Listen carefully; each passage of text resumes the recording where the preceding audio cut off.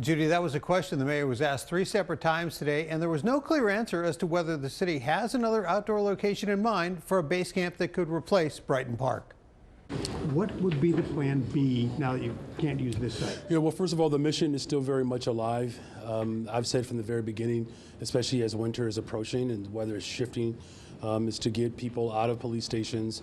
But now the city is left scrambling to find shelter for up to 2,000 migrants who would have been housed at the base camp in Brighton Park.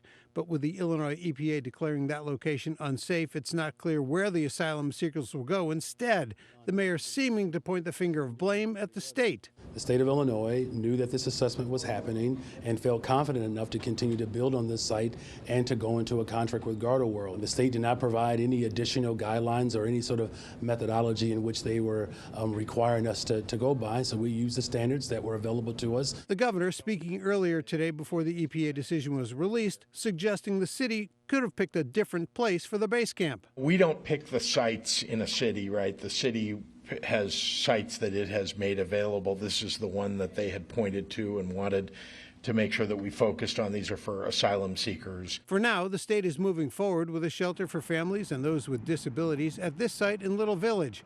Meanwhile, the mayor says the city will continue looking for other locations for brick and mortar shelters and winterized tents, including this plot of land at 115th and Halstead. As other folks have asked for Plan B, I've been planning for Plan B, C, and D, and F, E, and F from the very moment that I became the mayor of the city of Chicago. But the mayor did not say what those plans might be. The governor's office said they will work with the city to find an alternate location for that base camp as quickly as possible. But obviously, this is a setback for all the people trying to help the migrants. Watch breaking news on YouTube. Subscribe to ABC7 Chicago Eyewitness News.